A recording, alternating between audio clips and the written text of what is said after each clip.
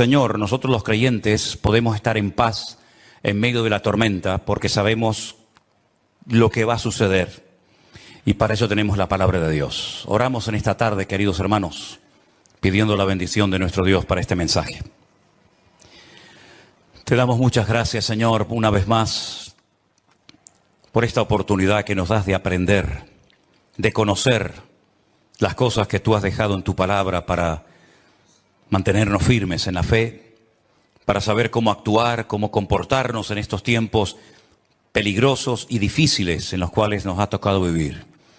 Señor, abre nuestro entendimiento para que podamos comprender tu palabra y podamos en esta tarde, Señor, ser fortalecidos en nuestra fe, en nuestra comunión contigo, y que esta palabra sea de bendición para todos los que la van a escuchar, tanto hoy como en cualquier otro momento.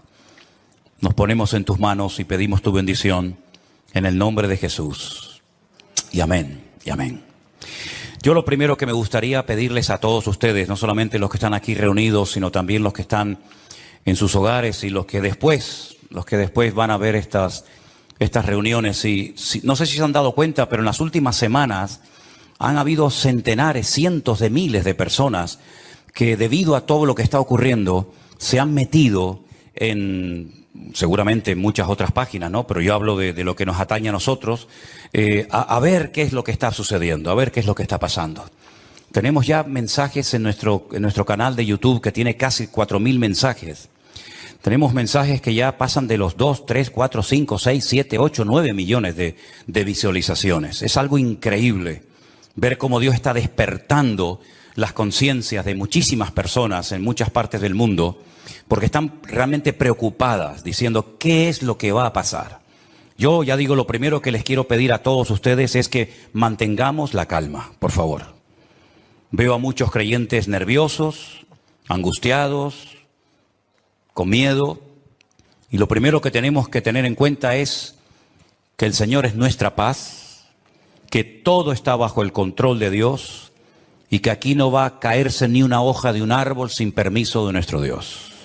Así que mantengamos la calma, la serenidad, la paz y no dejemos que nada ni nadie nos perturbe. El Señor Jesucristo dice, en el mundo tendréis aflicción. Más claro agua, pero confiad, yo he vencido al mundo. Mi paz os dejo, mi paz os doy, no como el mundo la da. La paz de Cristo es una paz que a menos que tú la tengas no te la puedo explicar con palabras. Y mira que sé explicar muchas cosas y el Señor me ha dado, pues yo creo que algo de sabiduría para explicar muchas cosas de su palabra. Pero explicarte lo que es la paz de Cristo, sinceramente me faltarían palabras para poder explicarte lo que es vivir en cualquier momento y circunstancia de la vida, bajo la enfermedad de un hijo, bajo la muerte de un ser querido, en momentos de guerra, en momentos de necesidad, de crisis matrimonial, problemas de toda índole, explicarte lo que es tener en esas circunstancias la paz de Cristo, prácticamente es imposible hacerlo con palabras, a menos que usted tenga esa paz morando en su corazón. Así que, hermanos, recordemos lo que dijo el Señor, quiénes somos: la luz del mundo y la sal de la tierra. Si me permiten la expresión, guardemos la compostura en todo momento. Porque ahora se nos van a presentar muchísimas oportunidades y ocasiones para dar testimonio y explicarle a la gente, si es que lo sabes, lo que está sucediendo y cómo va a terminar todo esto. Porque la Biblia no solamente te dice cómo va a empezar todo, cómo se va a desarrollar los acontecimientos, sino que además te dice cómo van a terminar los acontecimientos. Y lo que de entrada te puedo decir es que el mundo nunca más volverá a ser el mismo a partir del 7 de octubre. Nunca más Oriente Medio volverá a ser lo que fue. Europa nunca más volverá a ser lo que ha sido. El mundo espiritual ha cambiado radicalmente. Te lo voy a intentar explicar esta tarde. Porque todo lo que nosotros vemos que está sucediendo en este nivel, en esta dimensión de lo natural, es simplemente, como he dicho muchas veces, y lo repito, un reflejo del mundo espiritual. El mensaje de hoy yo lo he titulado ¿Palestina o Israel? Porque se está oyendo mucho hablar en los últimos días, semanas, acerca de Palestina, de Israel y de Palestina.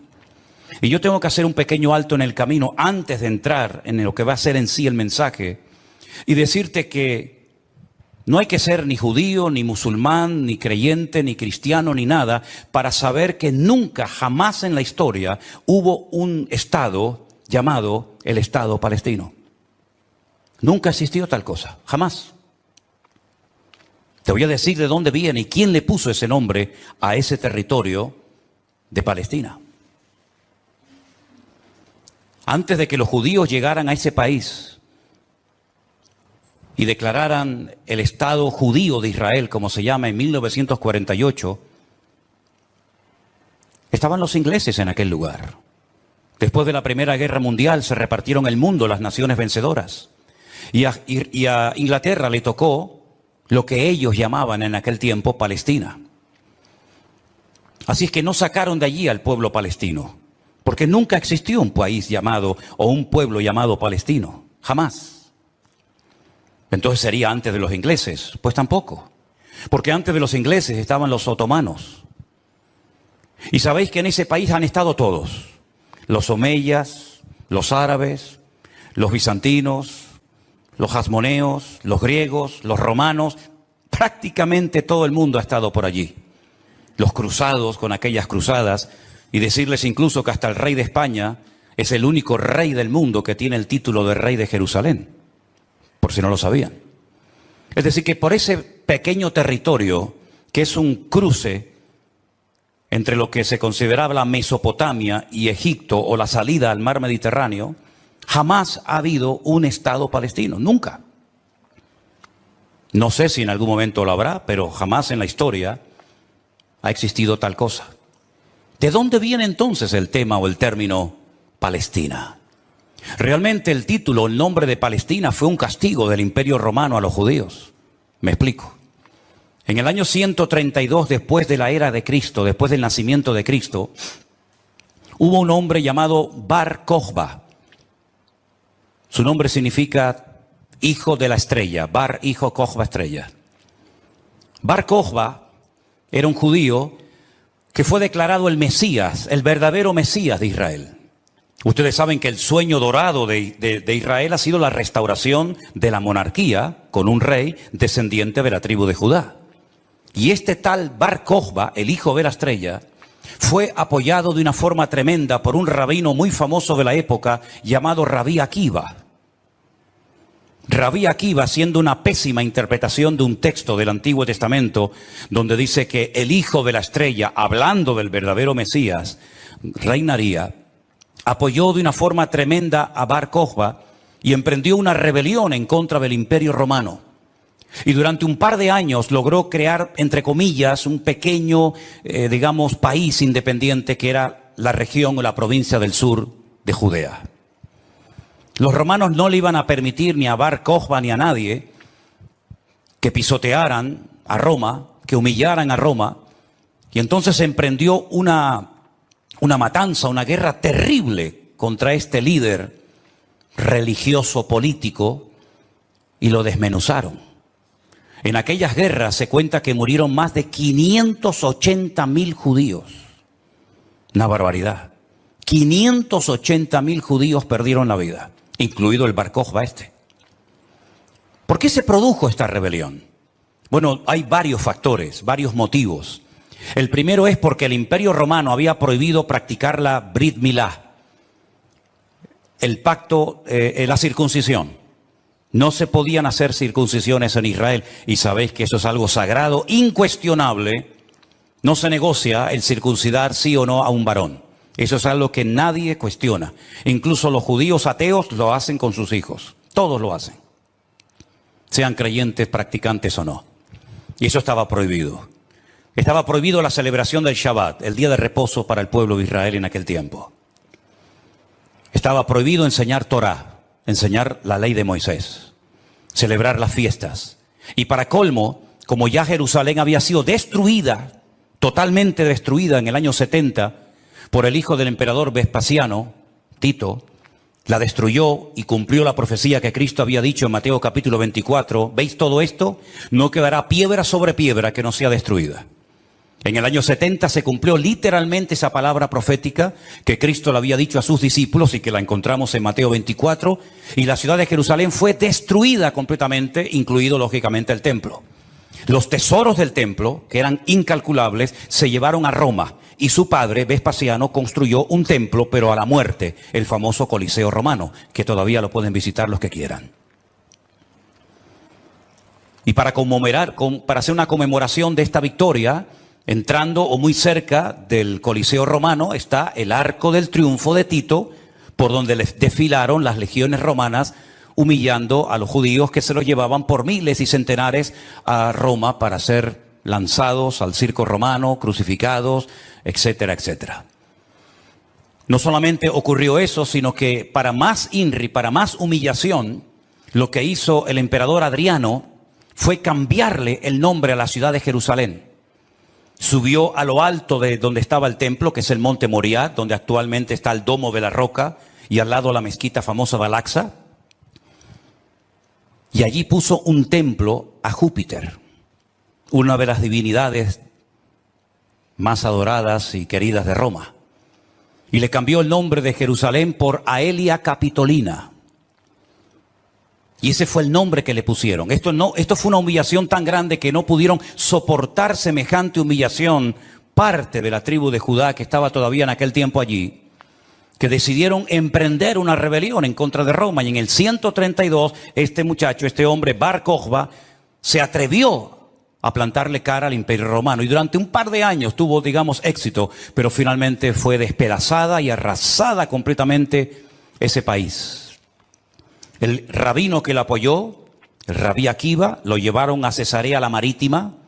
Digo la Marítima porque sabéis que en los tiempos de la Biblia había dos ciudades que se llamaban Cesarea, Cesarea de Filipo al norte y Cesarea la Marítima al lado del mar Mediterráneo. Y allí con peines de hierro al rojo vivo le arrancaron toda la piel y lo torturaron hasta la muerte a rabí Akiva. Y ya se acabó cualquier otra posibilidad de rebelarse, de levantarse contra el Imperio Romano. Queda un pequeño reducto de judíos, rebeldes, pero bueno, ese es tema para otro día. Y entonces, para humillar más a ese país, para que nunca nadie pudiera recordar que un día hubo una ciudad llamada Jerusalén, que ahora se iba a llamar, ya hacía años que se llamaba Aelia Capitolina, al país se le puso Filistea, tierra de filisteos. Y de ahí viene el origen de la palabra Palestina. Fue un castigo de Roma a los judíos para que nunca más nadie pudiera echar de menos un país llamado Israel. Y esa es la historia del nombre Palestina. Y por allí, han pasado todas las civilizaciones, culturas, religiones, imperios, cruzados, etcétera, etcétera. Pero nunca, a pesar de que Roma le puso a ese país Palestina o tierra de filisteos, jamás hubo un estado propio, gobernado, libre, independiente, llamado el Estado de Palestina. Jamás lo ha habido, nunca. Y no hay ni que ser cristiano para entender esto. Cualquier persona lo sabe perfectamente. Por lo tanto, cuando hace unos días un señor dijo que Jesús era palestino, yo le pediría a los que son de ese país que se pongan en contacto con su embajador o con su presidente y le corrijan a este señor, porque Palestina no existía en la época del Señor Jesús. Hay que decirle a este señor que Jesús era de la tribu de Judá. Su padre y su madre, que están sus árbol genealógico en la Biblia, Mateo capítulo 1, Lucas capítulo 3, eran descendientes de la tribu de Judá, que a su vez estaba entroncada con la casa real del rey David. ¿Y quién era David? Era de la tribu de Judá. Su papá se llamó Isaí. El padre de Isaí fue Obed. El padre de Obed fue Booz. Y Booz era el hijo de Rahab, que se casó con Salmón, que era del pueblo de Israel. Por lo tanto, Jesús era judío. Por eso lo circuncidaron a los 8 días. Por eso subía a Jerusalén 3 veces al año, para celebrar las fiestas que la Torá de Moisés indicaba que tenían que subir a Jerusalén. Por eso Jesús nunca fue a una mezquita. Siempre fue a sinagogas. porque ni siquiera las mezquitas, el Islam existía en la época de Jesús, sino que tendrían que pasar más de 600 años, más de 6 siglos y medio, hasta que naciera el Islam, que por cierto significa sumisión. ¿A quién? Lo interesante es que el Señor Jesucristo, cuando es juzgado por sus enemigos, en este caso los romanos, el que lo sentencia a muerte ordena poner encima de la cruz un título escrito en 3 lenguas: latín, griego y árabe. Si ustedes me dejan que siga, tienen un problema, porque he dicho un disparate y ustedes no han dicho nada.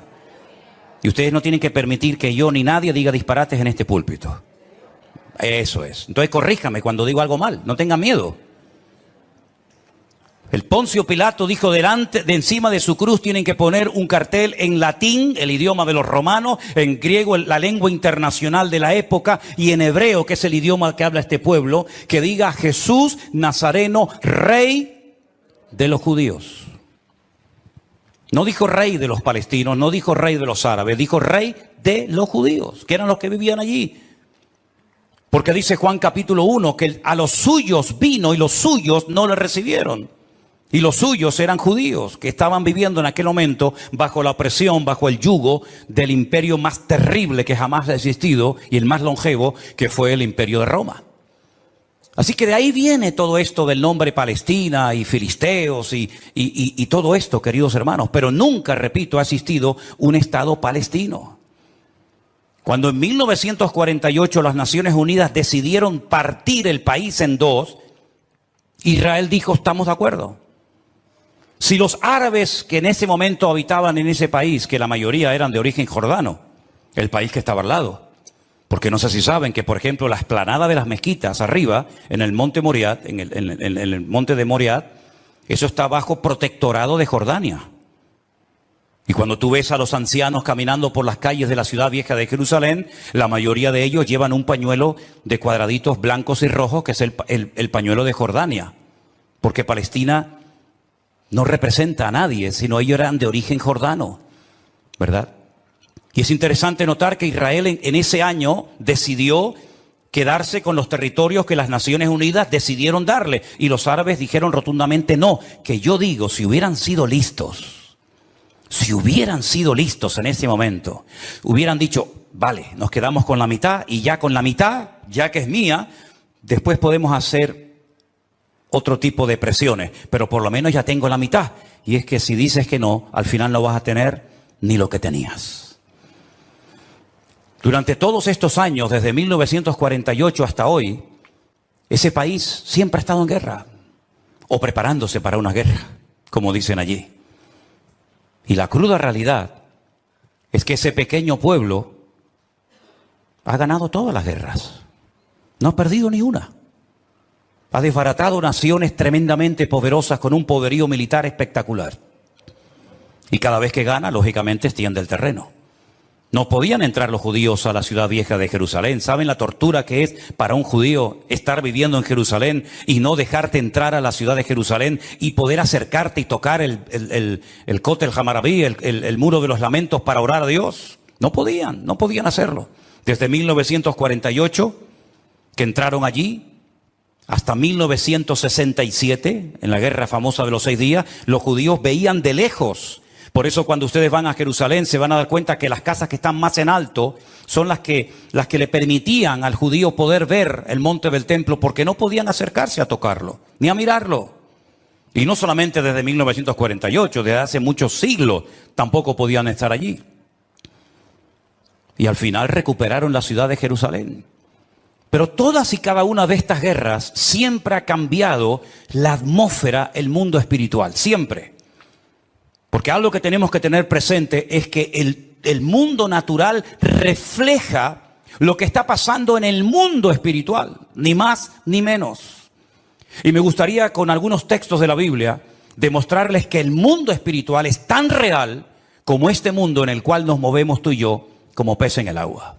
En el libro de Daniel, en el Antiguo Testamento, este hombre está cautivo en Babilonia. Las tribus del sur Judá y Benjamín han sido derrotadas, han sido humilladas por las tropas de un tal rey Nabucodonosor. Son llevadas cautivas por 70 años a Babilonia. Algunos se preguntarán, ¿y por qué fueron llevados cautivos a Babilonia justamente 70 años? Bueno, primeramente por su desobediencia, por su rebeldía, por no haber querido arrepentirse.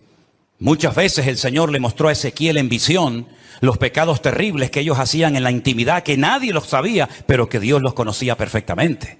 Y dice que se lo llevaba en visión y le decía, métete por el agujero de esa pared y mira lo que están haciendo ahí adentro, a ver si no son dignos de mi ira y de mi juicio, ¿verdad? Y por 70 años son llevados a Babilonia para que la tierra descanse en una celebración que todavía, en una ley que todavía los religiosos, los agricultores religiosos practican, otros no. Y es la ley de la Shemitah. La Shemitah es una ley que obliga al agricultor, al que se dedica a los labores del campo, a dejar reposar la tierra un año entero. No se puede trabajar la tierra. Nosotros estuvimos este año, creo que fue este año, el año pasado, y veíamos muchos campos muy bonitos, muy bien arados, muy bien trabajados, y otros campos totalmente como abandonados, llenos de malas hierbas, y nos decían, estos son los campos de los agricultores religiosos que no van a trabajar durante este año. Por la ley de la Shemitah, que es el descanso de la tierra.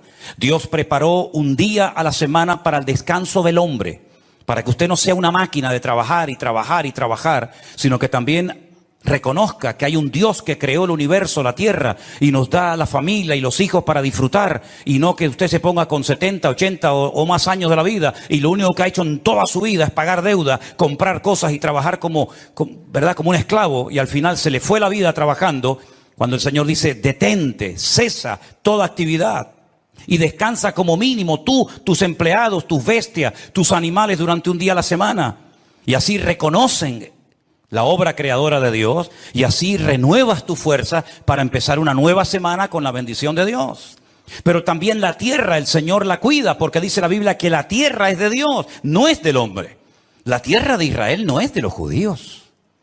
La tierra de Israel, ese territorio tan pequeñito, no es de los palestinos. ¿Quién es el dueño de la tierra? Es Dios, lo dice en su palabra.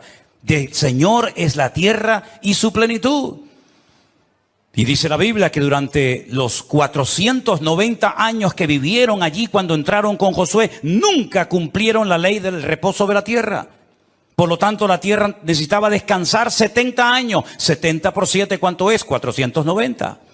Después de los 70 años de cautiverio, logran volver otra vez a su país, restauran el muro, restauran la ciudad, restauran el templo, vuelven otra vez a la vida normal, digamos.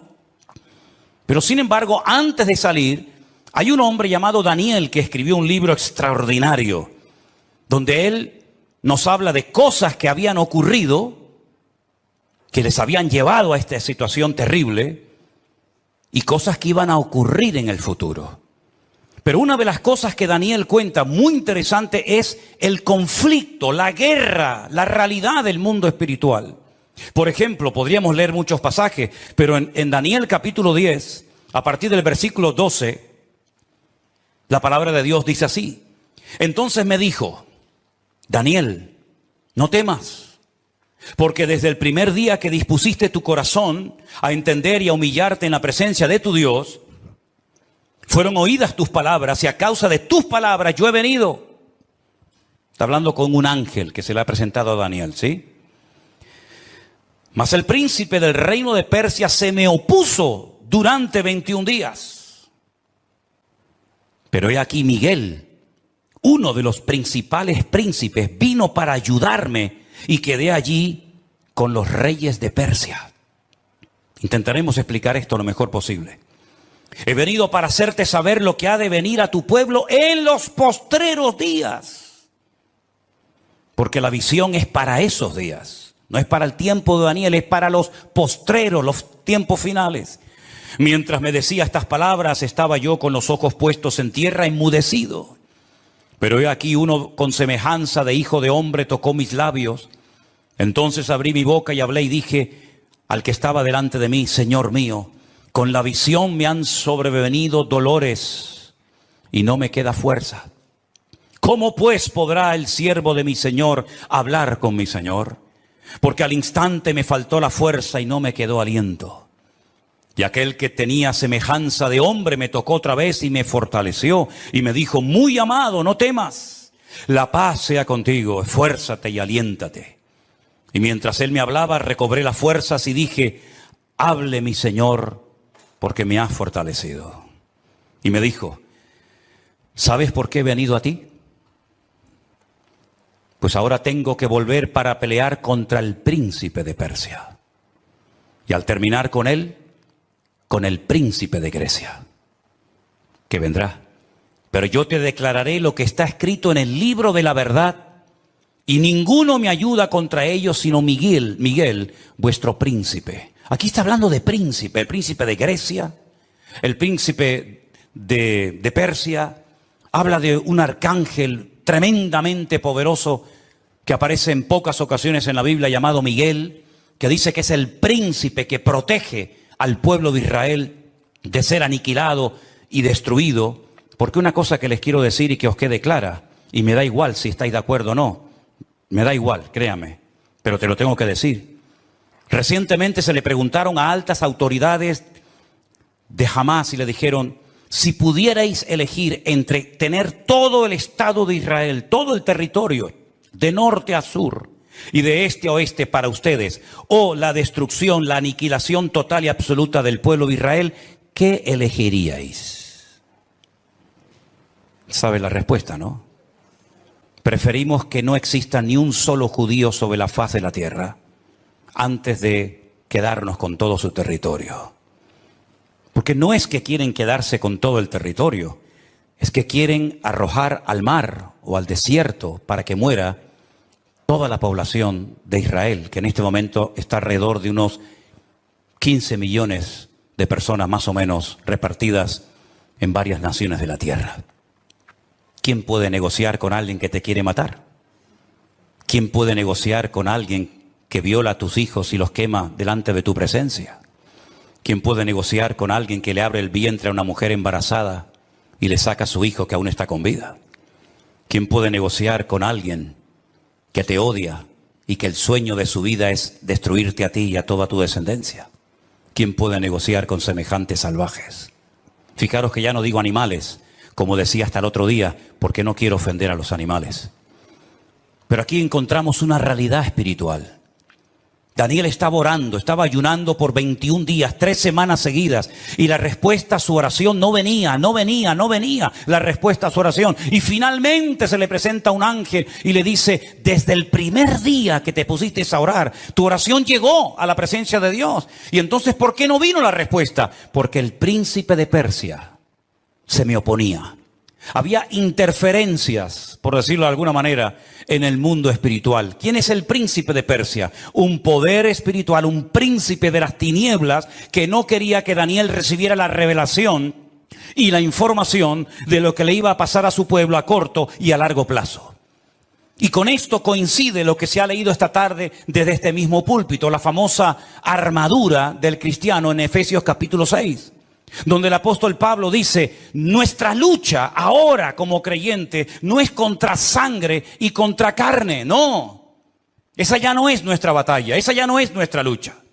Nuestra lucha, que existe y es real, es contra principados y contra potestades, contra los gobernadores de las tinieblas, contra huestes espirituales de maldad en las regiones celestes. Y por eso Pablo describe la armadura del soldado romano, pero dándole como una aplicación para que el cristiano pueda vivir en todo momento bien armado, bien preparado, bien listo para poder enfrentar ese conflicto espiritual que todo creyente sabe perfectamente que está librando. Fijaros que las últimas palabras del apóstol Pablo cuando escribe a Timoteo le dice: he peleado la buena batalla. No ha sido fácil llegar hasta la meta, Me han torturado, me han apedreado, me han puesto en la cárcel, etcétera, etcétera. Y he peleado la buena batalla. Y he acabado la carrera. A Timoteo, cuando está pasando un momento de desánimo, de caído en su espíritu, por las presiones y las luchas que está llevando a cabo en la iglesia, que está pastoreando en Éfeso, le dice: pelea la buena batalla. echa mano de la vida eterna, sufre penalidades como buen soldado de Jesucristo. Yo sé que por ahí se ha predicado un evangelio aguado, un evangelio donde ven a Cristo y todos los problemas se te van a solucionar. No es verdad. Dios te va a dar gracia, paz y fortaleza en medio de los problemas. Pero muchos problemas no van a desaparecer por el hecho de que ahora usted se ha convertido a Cristo.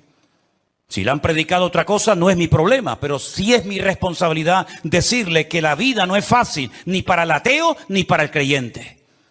Y dice la Biblia que cuando sale el sol calienta buenos y calienta malos. Y cuando hay guerras mueren buenos y mueren malos. Y cuando hay un naufragio mueren cristianos y mueren ateos. Y cuando hay un atentado, cuando hay un terremoto o cuando hay un tsunami mueren cristianos, mueren blancos, mueren ricos, mueren todos. Porque es parte de la vida. Pero en medio de las tormentas y sufrimientos de la vida, nosotros sabemos que el Señor está a nuestro lado.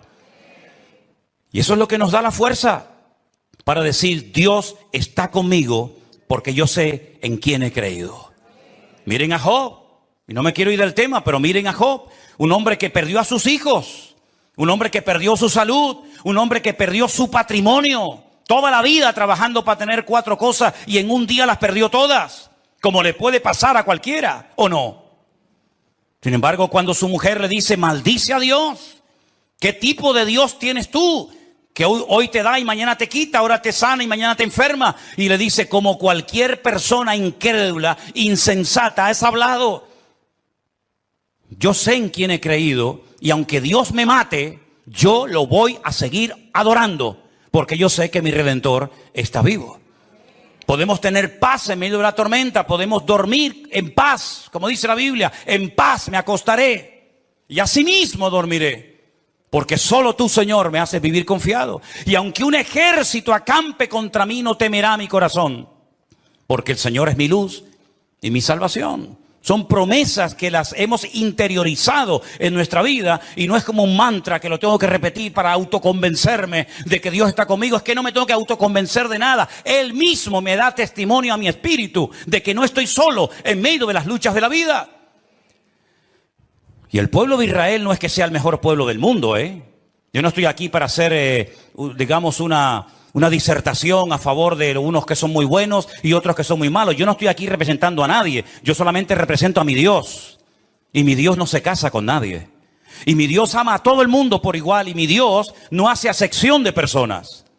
Y todos los seres humanos, me da igual son palestinos, o son judíos, o son canarios, o son latinos, o de donde sea. Todos los seres humanos tenemos que arrepentirnos delante de nuestro Dios por nuestros pecados. Y aquí no hay ni buenos ni malos, sino que aquí cada uno tiene que ser consciente de que no hay justo ni aun uno delante de la presencia del Señor. El mismo Señor Jesucristo, y hoy lo leía en el Evangelio de Mateo, le decía a los judíos, si no os arrepentís, todos pereceréis igualmente. Por lo tanto, mis queridos hermanos, lo importante es saber que estamos en una guerra espiritual porque estamos a punto, y lo vamos a ver, que todo va a cambiar. La película que hemos vivido hasta el día de hoy, nuestra vida ha sido como una especie de película, con diferentes actores, diferentes escenarios, ¿verdad? El escenario va a cambiar completamente. Los actores van a cambiar. El guión va a cambiar. Y cuando está a punto de producirse un cambio en el mundo significativo que afecta a miles y a millones de personas, hay siempre guerra en el mundo espiritual. Miren cuando Cristo nació, la guerra espiritual que hubo. Comenzaron a asesinar niños, ¿verdad? Comenzaron una serie de revoluciones porque cada vez que va a haber un cambio que va a afectar la economía, la política, la vida social, etcétera, siempre hay un conflicto espiritual tremendo. Daniel estaba orando porque quedaba pocos años, poco tiempo, probablemente estaba por el año 68, máximo al 69, de la liberación, ¿verdad?, del pueblo. Y Daniel estaba no preocupado, pero sí indagando, leyendo las Escrituras, orando y ayunando, porque sabía que se avecinaba se oteaba en el horizonte un cambio tremendamente significativo. Miles de personas por fin iban a poder volver otra vez a su país. Iba a haber una masa de gente que iba a ir de un lugar a otro. Y esos cambios, hermano, no se producen por casualidad. Esto que estamos viendo, que ayer llegaron 1000 al Hierro, el otro día 600 a Lanzarote, el otro día no sé cuántos al Hierro, todo eso no es producto de la casualidad. Satanás está cambiando la escena mundial. Y lo vamos a notar en pocos días, en pocas semanas. Esto va a ser completamente diferente. Y los que tengamos la oportunidad y el privilegio de volver a Israel, porque vamos a volver a Israel, no nos vamos a encontrar al Israel que hemos conocido por más de 20 años. Nos vamos a encontrar a la gente de una forma diferente, una actitud diferente, una atmósfera completamente diferente, porque estamos en una guerra espiritual tremenda. Cuando se lee la famosa armadura del cristiano, se enfatiza mucho que la espada es la palabra de Dios, el yelmo o el casco del soldado representa la salvación, el escudo representa la fe. Pero si ustedes prestan atención a esa armadura de la cual Pablo nos está hablando aquí en Efesios capítulo 6, lo primero que él hace cuando escribe la carta es orar para que los ojos de vuestro entendimiento sean alumbrados y tengáis espíritu de sabiduría y de revelación en el conocimiento de Él. Pablo dice que a los incrédulos Satanás les cegó el entendimiento. Y uno dice, ¿cómo? ¿Cómo es posible que gente tan inteligente, capaz de hacer cosas tremendas, cuando le hablas de la Biblia no se enteran de nada? Son como ciegos, como analfabetos espiritualmente hablando. Capaz que el tipo es un matemático, un científico espectacular, pero cuando le hablas de las cosas del reino, de las cosas espirituales, dice que para él son locura, no las entiende. Yo incluso he hablado con muchísimos rabinos judíos que se saben libros de memoria de la Biblia y les he hablado, por ejemplo, de Daniel y me dicen literalmente, no entiendo lo que estoy leyendo, no lo entiendo. Y uno se queda sorprendido porque se cumple lo que dijo Isaías. Dale esto al que sabe leer y te dirá, no lo entiendo. Y Pablo dice que esta armadura representa la verdad, la justicia, la paz, la fe, la salvación y la palabra de Dios. Fíjate qué palabras tan interesantes. Dice que ceñid vuestros lomos con la verdad, con la coraza de justicia, calzados los pies con el apresto del evangelio de la paz, coger el escudo de la fe, tomad el yelmo de la salvación y la espada del Espíritu, que es la palabra de Dios. Estas 6 cosas, estos 6 elementos están en el punto de mira de Satanás para arrancarlos de nuestra sociedad de un plumazo. Quiere cambiar la verdad en mentira y convertir la mentira en verdad. Si no, sal por la calle hoy en día y pregunta cosas que tienen que ver ya no con la fe, sino con el sentido común. Y te vas a dar cuenta que hay gente que cree en mentiras creyendo 100% que son grandes verdades. Y las grandes verdades las cuestionan y las echan a un lado porque dicen, eso no es verdad, eso es mentira. Esa es una de las estrategias del diablo, bombardear, dinamitar las escuelas, las universidades, incluso también, como no, las iglesias, la familia, los gobiernos, la política, el arte, la pintura, la literatura, todo, para que al final la sociedad siga creyendo más en las mentiras que en las verdades. ¿Quién enseñó que para ir al cielo hay que explotarse?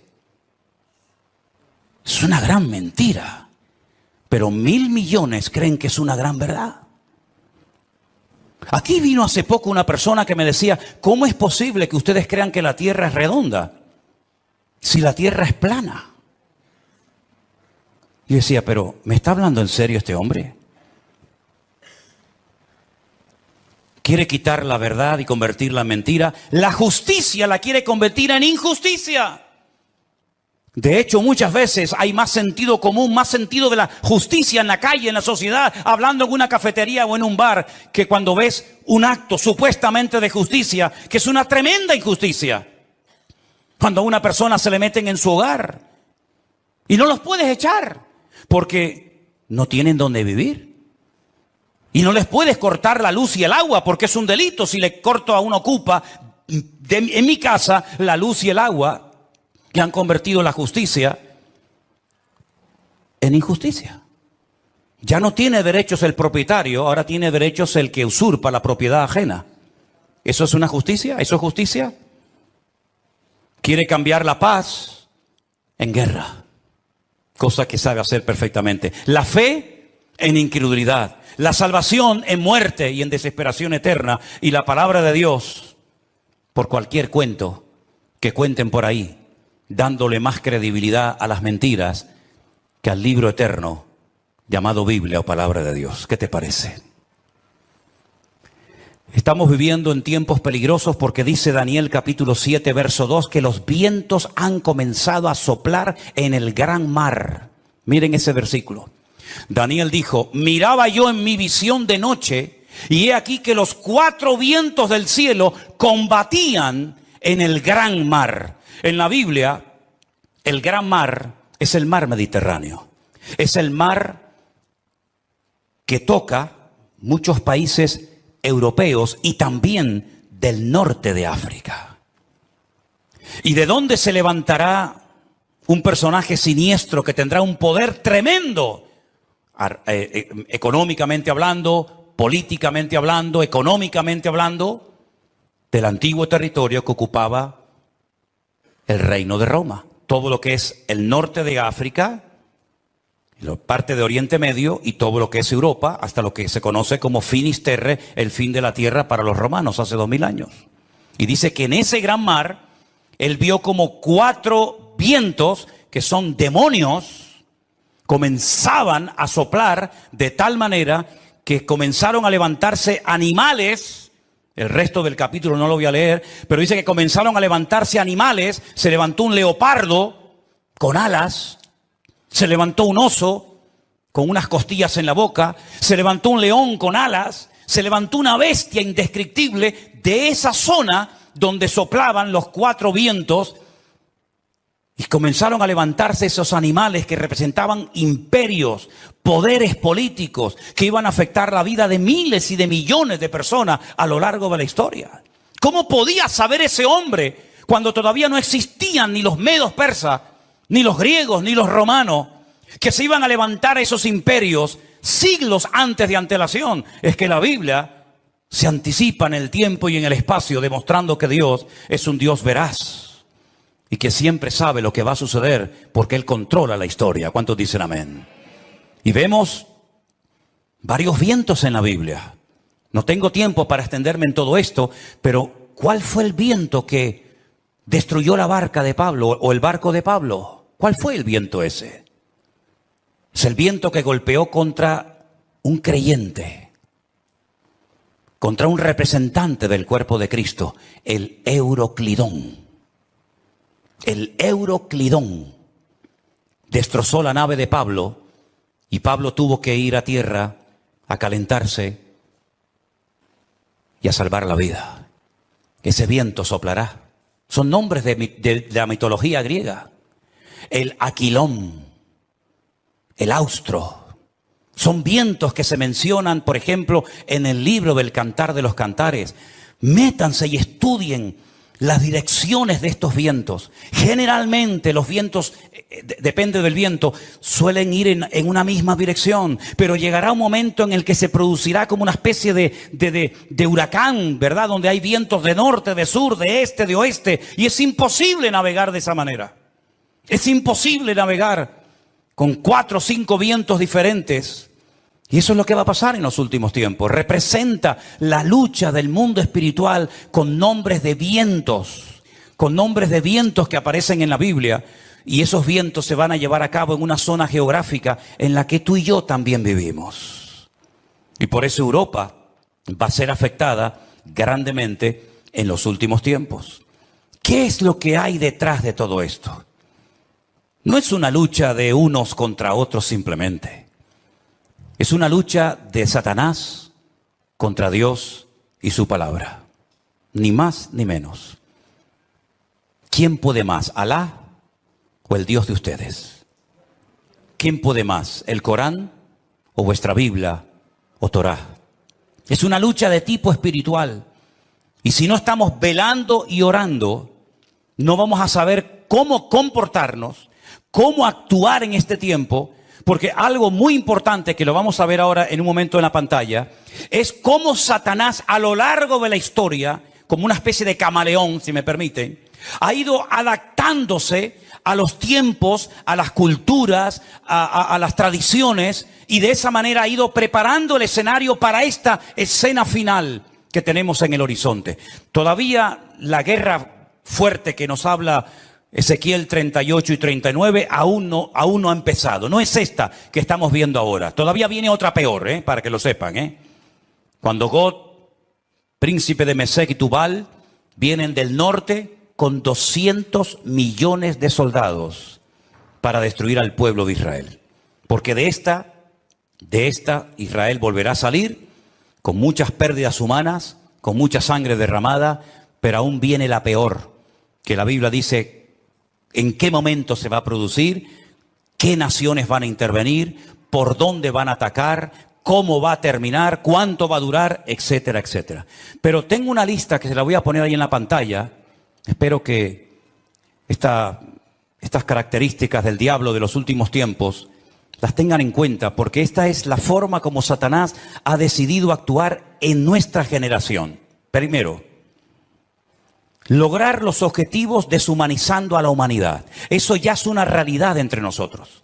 El objetivo, lo que se pretende alcanzar, está por encima de cualquier precio de vida humana. Si mueren 1000, da igual, traemos otros 1000. Si son 10.000, traemos otros 10.000. Es como cuando los romanos estaban al pie de la montaña de Masada. ¿Se acuerdan en Masada, en el desierto de Judea? Dice la Biblia que había arriba en Masada un reducto de judíos que no querían rendirse. Ellos rodearon la muralla de Masada y comenzaron durante años y años y años a echar tierra para construir una rampa que todavía se puede ver, y por esa rampa subieron ¿cómo se llama? El aparato ese de madera grande. Ahora ya lo digo. 4 años preparando esa rampa para poder subir arriba.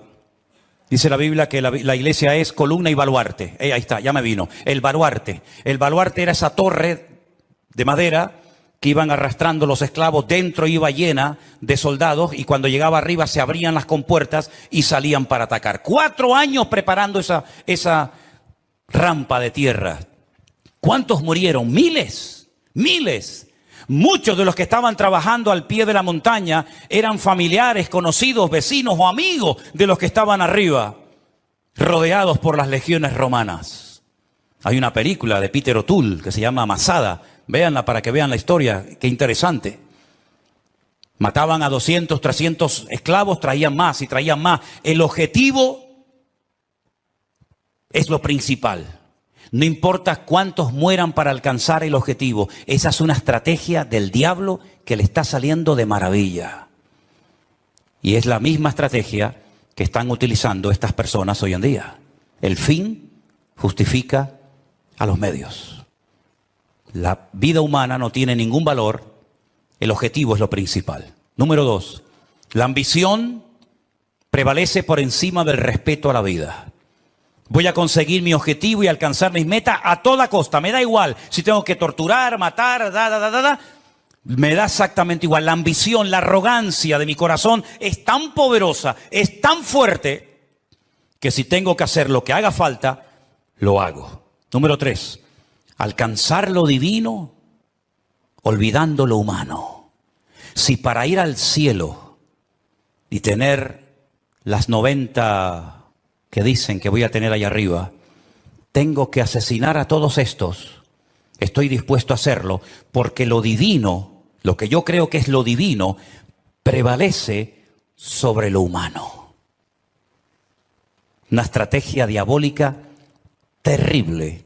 Cuando hace unos días vi en un reportaje que hicieron y le preguntaban a unos niños de entre 8 o 10 años, ¿qué quieren ser cuando sean grandes? Y decían, nosotros queremos ir al cielo. Por eso queremos prepararnos y convertirnos en mártires. Una criatura que lo que tiene que hacer es jugar y disfrutar de la vida. Lo divino ha desplazado toda racionalidad o todo raciocinio. Es el mundo al revés. La tecnología de la desinformación. España es número 1 en esto, España es capaz de ponerte una imagen que no tiene nada que ver con lo que está hablando. De hecho, ha habido a veces en varias cadenas de televisión en España que están hablando de un conflicto X, de una situación cualquiera que sea, y ponen unas imágenes de hace años que no tiene absolutamente nada que ver con lo que ellos están contando en ese momento. Como tienen el poder de quitar, de poner, de añadir, de ese, etcétera, y cuando venga la inteligencia esta que llaman, ¿cómo es?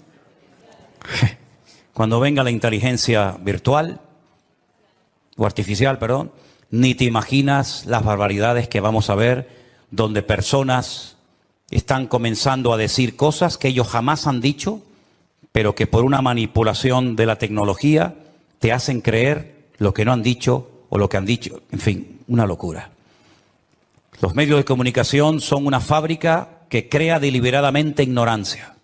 Cuanto más ignorante sea la gente, mejor. La ignorancia para ellos es poder. Cuanto más ignorante sea una persona sobre la realidad, sobre la Biblia o sobre lo que sea, mejor. Creación deliberada de ignorancia. Sembrar confusión, toda la que se pueda y más, toda la que se pueda y más, toda la que se pueda y más, toda la que se pueda y más, toda la que se pueda y más, toda la que se pueda.